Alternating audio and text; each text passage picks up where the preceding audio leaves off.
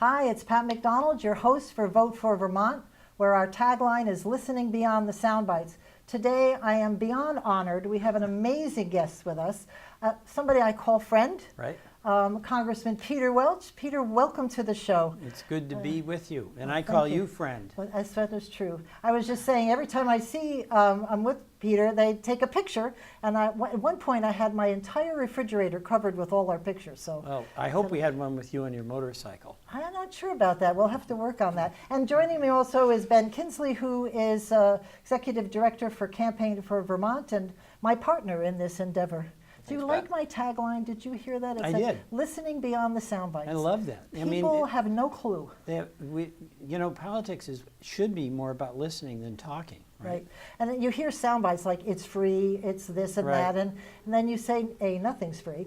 But that's another story. Let me just give you a little background on the congressman.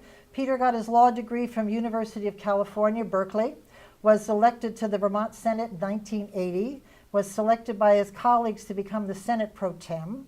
At the time, he was the first Democrat to be elected to the position in Vermont history, not anymore.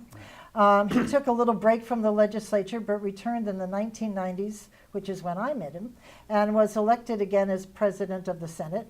In 2006, he was elected to represent Vermont in the U.S. House of Representatives, where he has been ever since. Peter is Chief Deputy Whip of the Democratic House Caucus and serves on the Energy and Commerce Committee and is on the Oversight and Government Reform Committee. Busy. Right. Very busy. So I wanted to talk a little bit about the current events, but I'd like to start with your view of the big picture in Washington, D.C. What did you expect when you first arrived in 2006, and did it meet your expectations? Oh, if you're going back to 2006, yeah. Well, I was a young guy, and you were here in the big city. And well, I was walking around. I hadn't been to Washington very much, and it's a beautiful city. But it's overwhelming, Pat. You know, when you served, you've got so much experience in state government. That campaign, that was 2006, and it does feel like ancient history. But that was a great campaign. I ran against a wonderful Republican candidate, Martha Rainville, who was our adjutant general, and she did a tremendous job. She was the first woman to serve as adjutant general.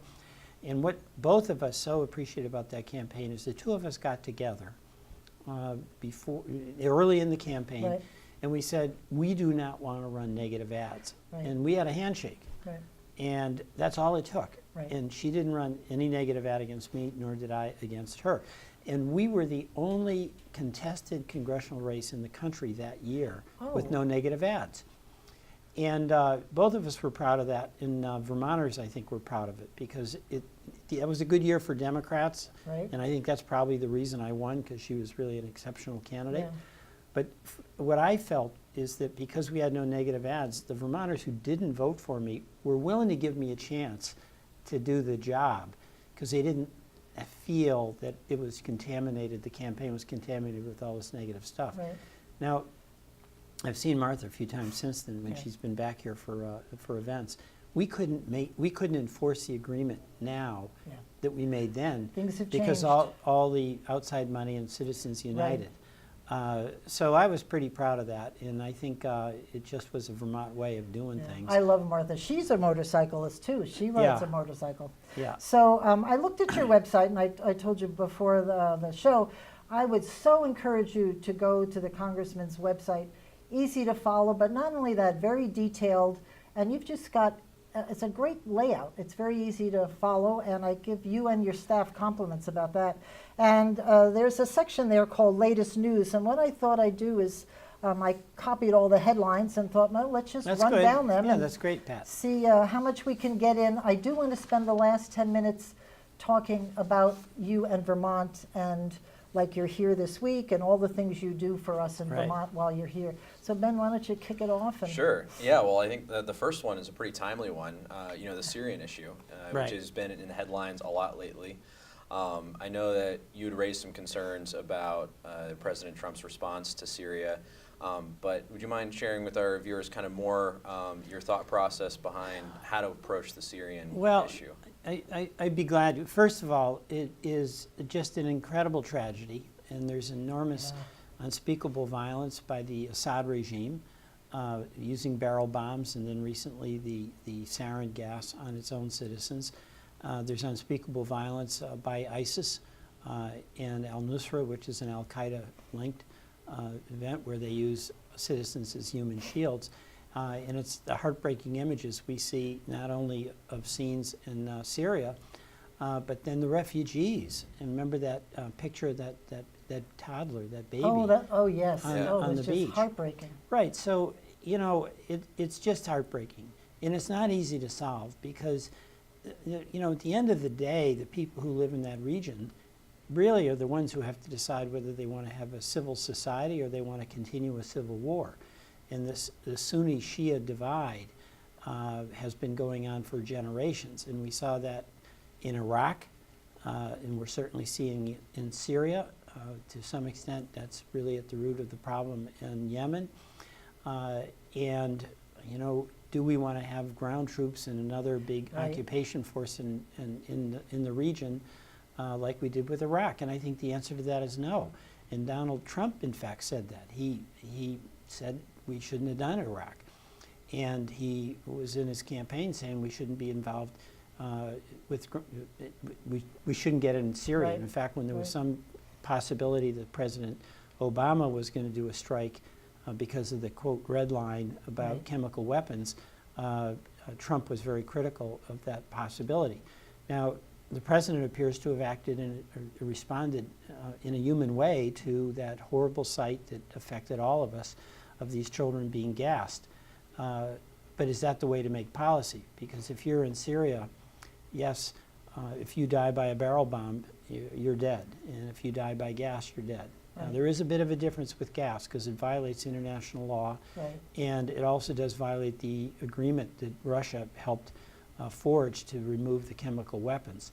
So it's pretty understandable that President Trump would react the way he did. But it's not a policy. And frankly, we should not be going to war in Syria. That's my view, because it's not like it'll work. We saw that with Iraq. They've got to step up. I do think we've got to be all in on diplomacy. And Secretary of State Tillerson is now in Russia for the first time. I've been listening off and on today during that. What I understand is he's meeting with Putin. Yes. And, you know, it's kind of a wild ride with President Trump because he was praising Putin during the campaign, and now he's saying Putin's, you know, kind of a pretty bad actor. And supporting a really, really bad guy in Assad. And what I hope that leads to is some pressure from the Trump administration to try to get Russia, who has a big role in Syria and with Assad, to basically stop the violence. Will that happen? I don't know. But I'd like to see the president pursue that as aggressively as he can. I also would like to see us be more willing to help on the refugee crisis side. I mean, if we have compassion for those children who were seen dying, then the ones who've been taken to safety by their parents at great peril, you know, European nations and the United States, I do think, should have a refugee policy where, after proper vetting, we take more of those folks in and give them some kind of safety. Don't you feel that most Americans, I know, would welcome refugees as long as they're comfortable with the vetting process? Because well, see, I think that's the key. That's what our concern is. That's right, and it's a fair concern. Yeah. All right, we don't want to let terrorists in here. People. And we know that the terrorists will do anything they can, any way they can, to try to hurt us, right? So the vetting process is a fair question, and we've got a pretty significant vetting process. It takes about 2 years. And a lot of these folks who are coming are women and children. So the vetting process is a fair concern, but I think we can address it.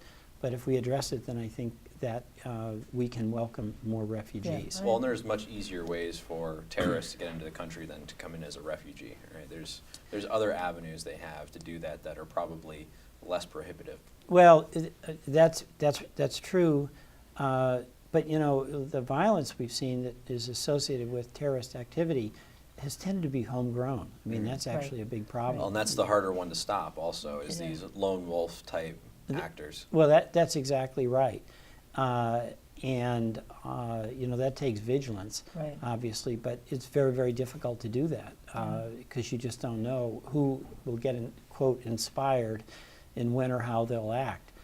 So that's a challenge for us. And there's two challenges. One is how do you defend against that when it's pretty tough to because you can't identify that person. But the other one is that terrorist activity understandably creates a lot of anxiety and a lot of fear because people can feel they're not safe anywhere. So the big challenge for us is how do we not overreact where we start shutting down our own constitutional liberties, or we start doing more that actually encroaches on our constitutional rights,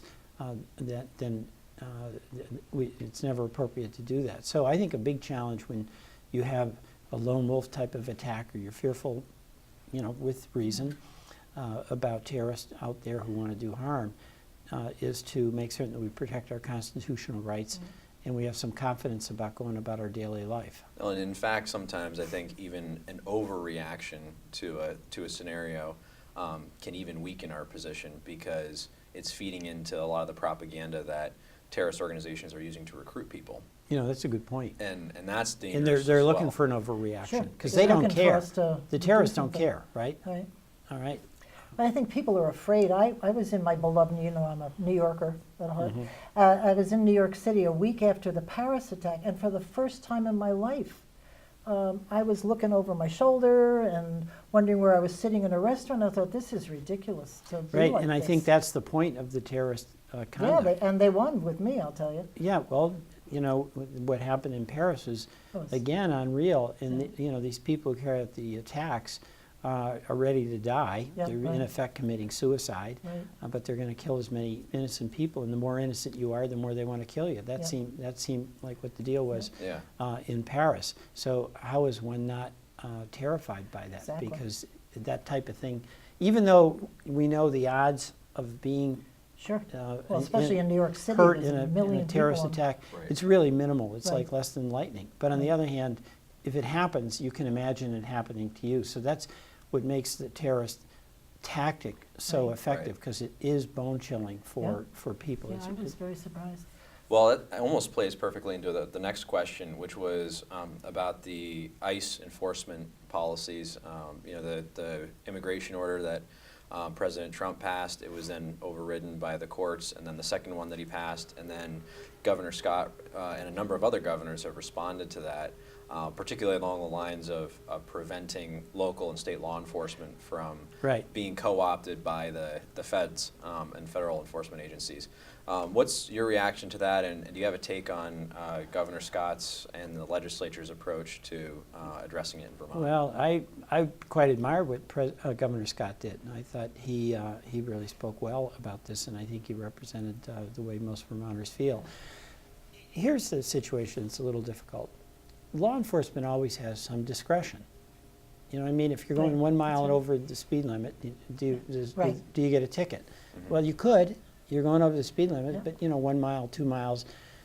And an officer has a lot of discretion, or the agency has a lot of discretion. So we do have immigrant labor in this state, and they really are essential on our farms. And we know that. That's right. And by and large, the people who are working, number one, they're indispensable to our farmers. Number two, they're law-abiding. Number three, they're basically living and working hard on the farm and getting out very, very little. Well, so and contributing to our economy. I mean, if we don't have folks milking the cows, we lose dairy. Right. It's that simple, okay? So ICE has some discretion. Do they want to put all of their time and energy into going out knocking on doors and barns in dairy country here in Vermont? Or should they be patrolling the borders or going to pursue folks who actually do have a criminal record and do present some danger? Well, that's a discretionary decision where the folks in charge at ICE and in law enforcement in generally make decisions on the deployment of their resources to provide the most public safety. So that's what we want to, when we met with the ICE people, Senator Sanders convened a meeting in his office. It was teleconference, and Bernie, Patrick, and me were present. And then here in Vermont, we had the ICE officials. And Governor Scott sent his Secretary of Agriculture, Anson Tebbetts, who was a great spokesperson on this. And we couldn't ask them to look the other way, but we could ask them to use his discretion. Right. And we conveyed the message that I think has been delivered forcefully by Governor Scott and by the entire congressional delegation, basically to leave our farmers alone, okay? And there's a lot of fear there. So I hope they're restrained in their use of authority and focus on where there's bigger problems. One of my concerns, I think, and one of the reactions I had to, we had a situation in Burlington where this happened, and ICE came in and grabbed someone who was showing up for a court appearance. Right. And they hadn't been convicted of anything. Right. They were showing up for a court date. And he'd been living here and working, I think, for Right. 7 or 8 Part of the years. community. And he was, and he had a family. You know, he was married to an American.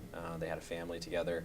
I think one of the concerns I had is if you're arresting people who are showing up for a court hearing, right? Right. They're trying to do the right thing. They're showing up. They're doing what they're supposed Such to a be good doing. point. And you know, Right. all of a sudden it becomes a disincentive to abide by the laws that we have in place if you're arresting them for showing up to a court Right, summons.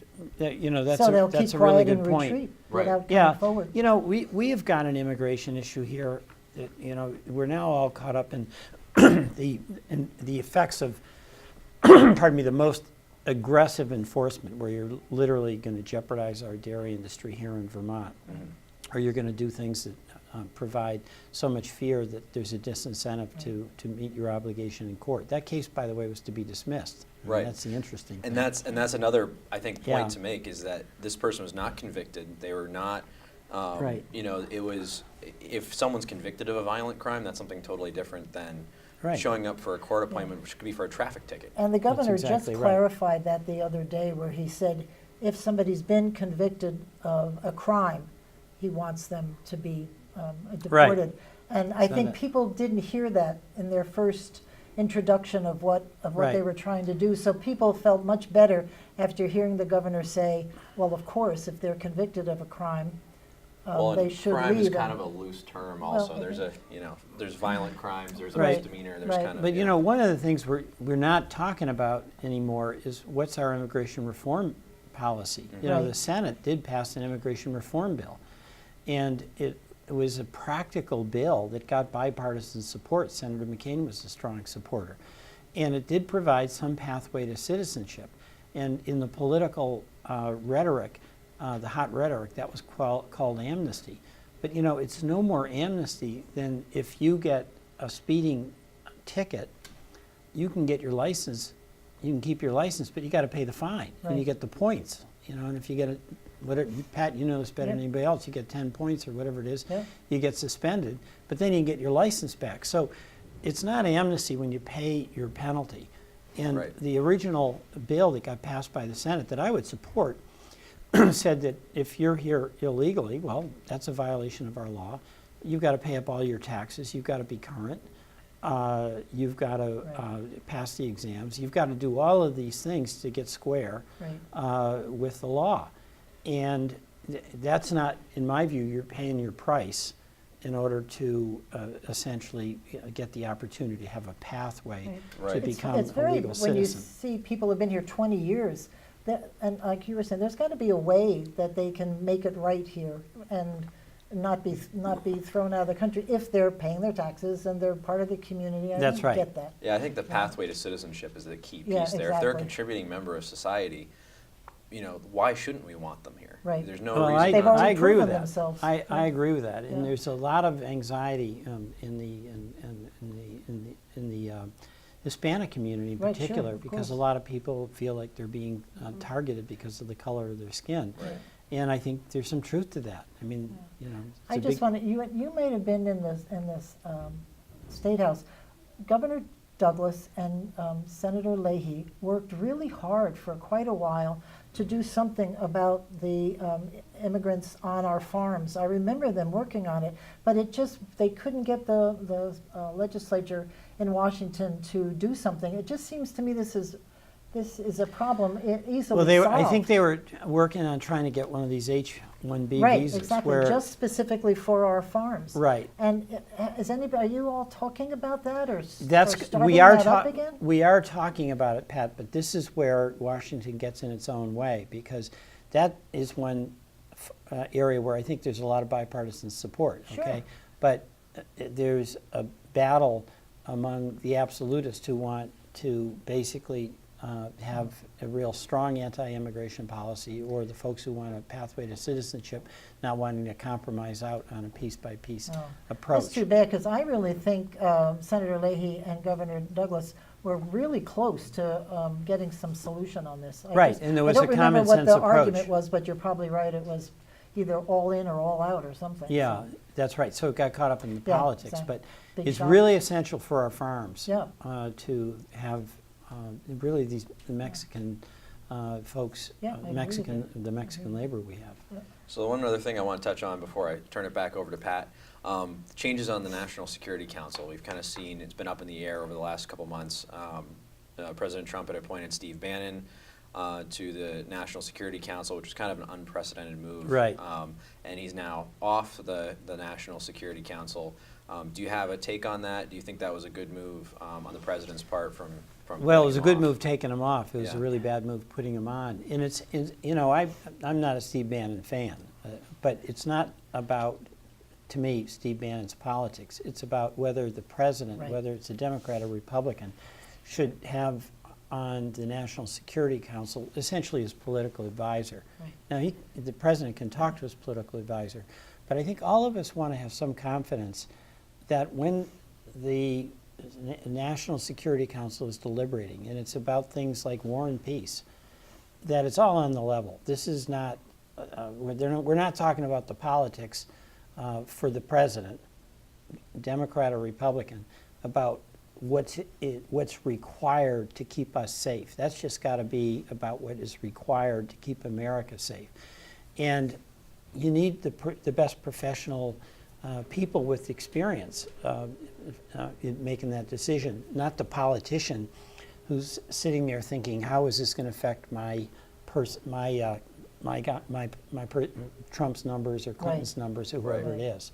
Do you think that was partially in response to the Syrian and the Russian entanglement that's been going on? I have no idea. What my sense on that is that there were people in the Trump administration, like General McMaster's and Secretary Mathis, who were highly respected military people, where if they speak, their opinion is not at all politically influenced. It's like this is what they think needs to be done. And I think my guess is that the idea of having a political operative sitting next to him on national security issues just didn't sit well with them. And I gather they pushed back, and Bannon was removed. By the way, Karl Rove, I think, was one of the people who said that he was never on the national security meetings, and he was very close, of course, to President Bush. In a brilliant political tactician. Right. But he wasn't sitting in on National Security Council deliberations. Which is, National Security Council typically is reserved for people who have a lot of foreign policy experience. Right. They're either military or ex-military. That's right. And understand the complexities there. Right. That's exactly right. So switching completely, the topic of health care and the ACA, the health care bill, and I saw a picture of you at 2 o'clock in the morning. I think it was on your Facebook of you speaking. I thought, oh, God bless you. It was 2 in the morning. It was, yeah. It said Yeah. 2 o'clock in the morning. I thought, oh, God, better I'm you still than me. recovering. Well, that happens on occasion down in Washington, right? Where they go, Well, I'll it tell was you an the story all-nighter, about it. wasn't it? Well, it was 27 hours. I mean, Oh. this was disgraceful, all right? Because we've been hearing I supported the Affordable Care Act. I wanted a public option. I wanted prescription drug price negotiation. Right. 8 years ago when we passed it in the House, we had those provisions in there. We lost them in the Senate. But the bill that was passed needed some correction, needed some improvement, but it did extend coverage to millions and millions of Americans. Yeah, I like that. It did provide access to people regardless of whether they had a pre-existing condition, and Americans want that. Yep. It did say that if you were sick, they couldn't throw you off your health care. Right. Americans want that, whether you're in a red state I or like blue that, state. and I like the children up to age 26. You know, That's Pat, so I heard perfect. that children of 26, I heard from so many parents that were so relieved because, you know, your kids get out of high school or they get out of college, and a lot of them want to do some public service work. They don't get paid Yeah, much they or don't get get insurance, or their first entry-level job doesn't come with insurance. Right. And the parents are just torn because they know that even though their child thinks they're invincible and they'll never get hurt, Maybe not. they can get hurt, all Right. right? And the parents are trying to figure out whether they have to pay this additional premium. So that gave a lot of security to our families. So those were all really good things. And the folks who have been running against the Affordable Care Act and repealing it, you know, in the time I was in Congress, it's like whenever there was nothing to do on a Friday afternoon, Right, which is, they'd bring up, let's repeal let's health care repeal it, again, right. And it wouldn't get through the Senate. When Right. it got through the Senate, it wouldn't get signed by the president. Well, they've been saying they've got a replacement. Well, suddenly they control the presidency of the House and the Senate, and where's the plan? They didn't Right. have it. Yeah. So I showed up on that health care bill in the Energy and Commerce Committee, where 7 years ago to the day that we were considering it, President Obama had signed the bill. And we were locked in that room, in effect, for 27 hours, Wow. 10:30 in the morning to 1:30 the next morning. The bill that we were considering had only been published in the middle of the night. It hadn't been put on the website. None of us knew what was in it. And, you know, that was a grind, but the outcome was foreordained. Yeah. And, of course, the bill that we voted on, and ultimately they had to pull, as a reform, it was going to leave 24 million people who had health care without it, number one. Number two, it was going to really cut the income assistance so that people were going to lose health care. Oh. Three, it was going to jeopardize the bottom line of all of our community hospitals, because under the old health care bill, when people showed up for coverage for care, they had Medicaid. So the hospitals got some compensation, and they went from red ink to black ink. Right. And what it, in fact, Pat, was a tax cut bill. This took $24 million off of health care. Right. It took $1 trillion out of the healthcare system, and it transferred that $1 trillion to individual Americans, all of whom earned over $250,000, but most of them earned over $1 million. And the 400 wealthiest families in the country were going to get a check for $7 million. Whoa. I mean, that's hardly health care You'd reform. be proud of me. I Right. kept writing notes going, don't repeal unless you can replace. Exactly. And I don't care if you repeal it, just fix it. Right. I don't care if you take Obamacare and tweak it, just make it work, because Right. the disaster of not having a plan to take its place would cause chaos beyond belief. So, Chaos and I wrote hardship that. and suffering. Well, good for you. Yes, I did. But 'cause that's it a didn't make practical sense. Vermont thing, all right? I mean, any big piece of legislation, Social Security or Medicare, you're going to have to fix it. Things aren't working. Like in the Affordable Care Act, the individual market is a problem. I mean, if Hillary Clinton were president, we'd be trying to fix some of these things. So we have to acknowledge, those of us who supported the bill, Right. that, hey, there's some problems. Let's fix Now, them. they're working on it, though, right? They've continued to work on it. That's what we're Let's reading. hope, yeah. Yeah, and are they asking for input? They're not. Oh, that's a bad thing, too. No, I mean, I think that you and I know from our own experience in Montpelier that the things that have some durability are the ones that do get some bipartisan support. Well, you don't get bipartisan support unless you engage Right. both parties at the beginning, not Right. at the end. Well, I think we've always said in Montpelier, it's the third bill that's the best. Your bill, my bill, and the bill that comes out, the third one, that's Right. a combination of the both. I like that. Because there you go. Well, out of this whole mess, I think, with trying to repeal and replace the Affordable Care Act, at the end of the day, Speaker Ryan said, all right, we tried, it didn't happen, Oh, implode. and we're done. We're not, it's staying, and hopefully what that means now is that there can be a conversation around making changes to Well, the I hope. Affordable Care Act. Well, Yeah. No, You don't want it that's to what we implode, need. though. What a disaster Right. if it implodes. Who wants that? Well, and that's the other concern, right? Is if Yeah. you leave it alone completely and don't make some That's great. changes that Oh, they're Well, gonna- see, in fact, it needs improvement, but it's working. Right. There is, It's expensive, though. you know what? That's where we got to focus. Right. The cost of health care is too much, and I don't care whether you're getting private, you're paying for it yourself, your employer's paying Right. for it, or as a taxpayer. Health care in this country is too expensive. Right. And where there should be some common ground is how do we change our healthcare system and the payment system in a way to start bringing down the cost of healthcare. Right. Because it's tough on employers, it's tough on individuals, and the cost, I agree with you. But you don't want to have your way of trying to, quote, bring down the cost of healthcare be taking healthcare away from people. You want to improve the systems, Right.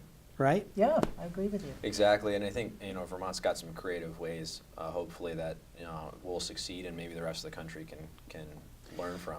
There's been a bipartisan a goal to try to have access to affordable health care in this state.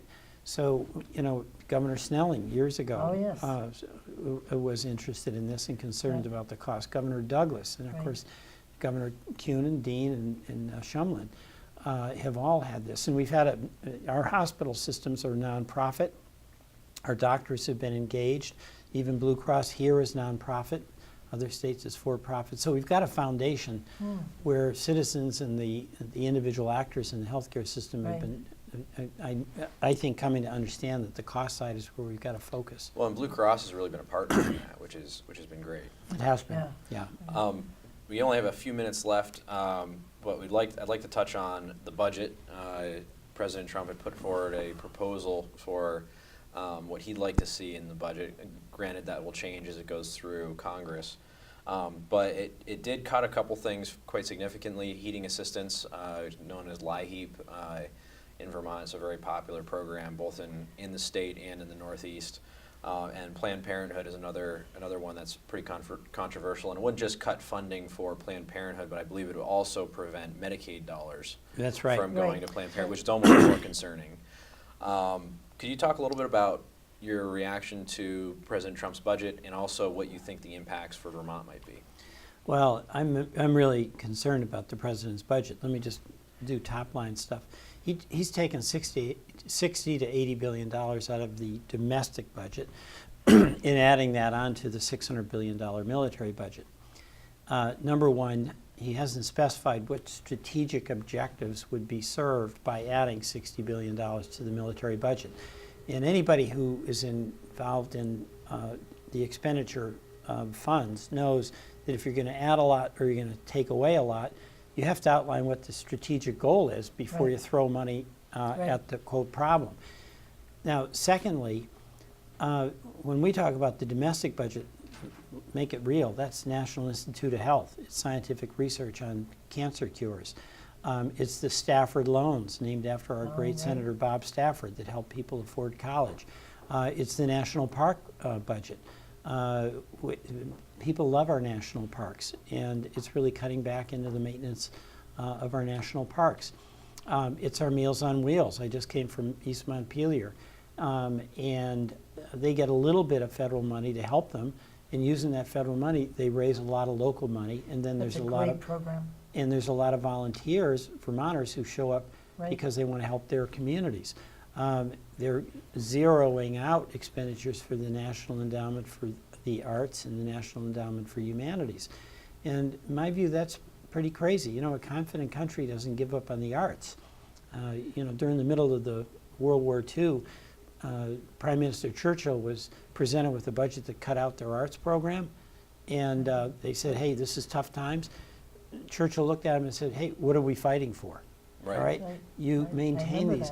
Yeah. And the other point about this is that on things like the arts programs and the Meals on Wheels program or the community development block grants, that's a little bit of our taxpayer dollars coming back from Washington to Vermont. And it gets leveraged because what you have are these volunteers or very low paid folks working at nonprofits who are totally committed to the betterment of the communities in Vermont they live in, that are willing to work for nothing or willing to work for very little. They raise money locally, and then they put together a good housing program, or they create the meals program, or they have the arts program in Burlington or in Weston, Vermont. So it's very unwise to zero those things out where the impact on our local communities is going to be really magnified. So we've got to put, in my view, we've really got to push back on this. You said something, I think was in your issues. You said you can tell the values of a president by examining his budget. Well, I and think I that's thought right. That was very insightful.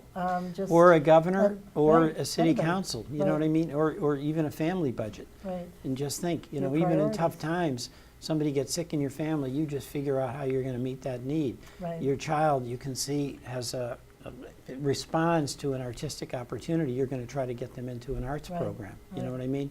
So it is the values. I thought that And was very insightful. what I'm concerned about with the Trump budget is this. It's not just about belt tightening. You know, if times are tough, we can always do that. It's about unraveling some of these institutions that are doing such good work.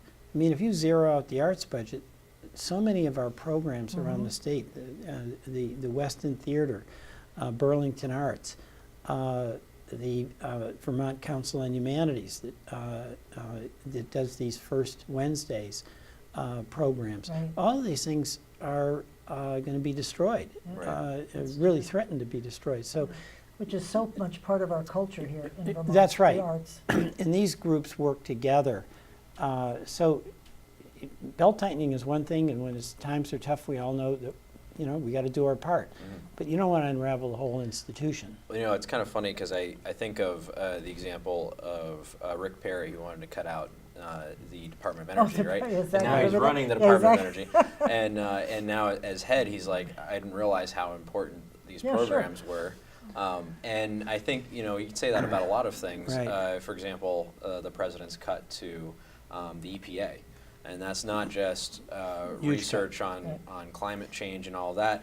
That's our lake. Our lake is overseen Exactly. by the EPA, and there's a lot of funding that comes from the national parks and the EPA that goes into monitoring water quality in Right. Lake Champlain. It's a huge chunk of our economy and huge part of what draws people to Vermont. I used to love Yeah, to talk that's to really good. legislators who got elected to an office in the administration or appointed, and I'd go meet with them. I say, so, what do you think now? When they, you know, they'd be yelling at you at the State House. Why don't you do this and that? And then, but once you get behind that other desk, you see things a little differently. Right. So That's it's right. kind of good. So we have about 5 minutes left because I know we have to get you out of here. I wanted to spend a few times. When you come home, you are so involved with Vermonters. And you put a question out on your Facebook about asking us what we would like to see from their elected officials and from Congress. And I just thought I'd flip the question back on you. And what would you like to see for Vermont in Washington? Just Well, what I'm things could seeing be it. I mean, changing. when I come home to Vermont, what I'm seeing is Vermonters doubling down in their commitment to building their communities. I'll tell you a story. I was down in Brattleboro the other day, and I was doing a town meeting, and a lot of people were asking me what can they do. They're really Right. worried about what's going on in Washington. And this one guy was at the senior center, was talking to me, and what can I do? Well, later on, they do Meals on Wheels there. I meet the same guy, and the temperature was about 28 degrees, and it was spitting snow and sleet. He's on a bicycle, right, Right. with about 4 meals Delivery. tied to the back of his bike, delivering them, right? And he's asking me what he can do, and I looked at him and I said, Kidding? "You're doing it." You're doing it. Right. I said, "You are Right. doing it." I said, "If we could do anything as useful as what you're doing, we'd all be better off." Setting the example. And setting the example and taking care of the community. And I couldn't believe he had, you know, it's like you, Pat. You know, he's Yeah, out there. It's tough. not a We're motorcycle. Vermonters. Yeah, but he's on his bike, not his motorcycle. So- But that's what Vermont is doing, and we've got to keep that up here in Vermont because it's that example that's going to, I hope, get Washington back. So when you're going around and asking people, I mean, what are their concerns? We interviewed the heads of the progressive Democratic and Republican House folks here, and they heard the economy, jobs, health care. Is it pretty much the same on the Well, Washington level? here's what's a little bit different. You know, I'm hearing less about a specific issue. People are concerned about health care. They're concerned about the economy.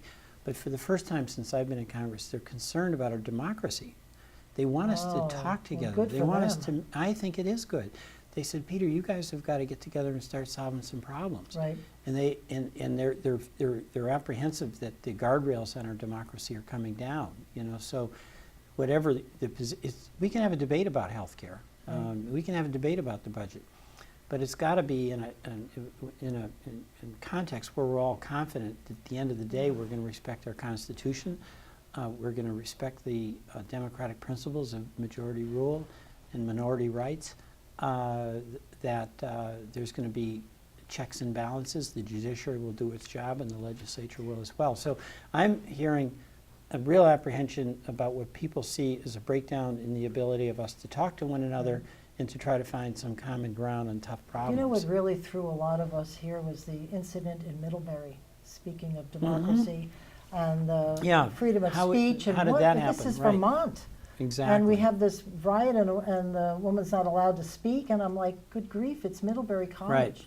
No, That very just upset me disturbing. to no end. Very disturbing. Yeah, Yep. right. So we have a few minutes. I'm going to just let you wrap it up and speak to our viewers. And well, I want to thank you. You know, I'm home for 2 weeks now during the Easter recess, and what I'm doing is traveling around the state, hearing from people about the Trump budget and explaining what it is, and also getting their concerns. And it's amazing to me, you know, about how many Vermonters are so actively engaged in their communities doing something for very little income or even volunteer, delivering meals or helping farmers, helping the farm to school program, right. or the arts programs, and the people in so many different communities are all in on that.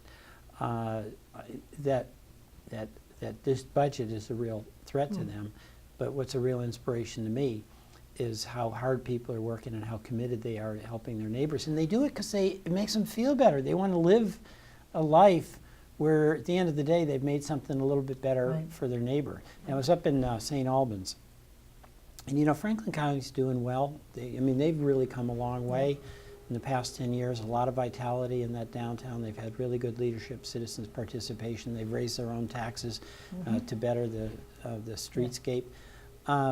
But there's a lot of folks up there who are not doing well. And I was at the food shelf, and this volunteer points to the door, and he says, in the last year, 12,000 times that door opened. Wow. And it was a person coming in who needed some help. And he said 12,000 times we were here to say yes. And some of the folks who were needing help had jobs, but it was a job where they got sick and they were out for 2 weeks and they didn't get sick pay. Right. So how are they going to make the rent? It's just a jam. Or another family where they were, you know, on a tight budget, and they got a $600 car repair bill and needed a little help. Another family where the fuel tank ran dry and it was a cold snap, and they were able to find a way to do it. Other families where at the end of the month they just didn't quite have enough money to buy the groceries, and they were to be able to get some groceries. But that kind of community involvement, that commitment and desire to help, is what I find inspiring. You know, and obviously we could use a good dose of that in D.C. You know, the statistic that just puts me over the edge is in Vermont, 1 in 4 people are dealing with food insufficiency in Vermont. Amazing. I mean, what is that statistic? Right. That's incredible. Well, it shows there's a lot of folks that are struggling to make ends meet.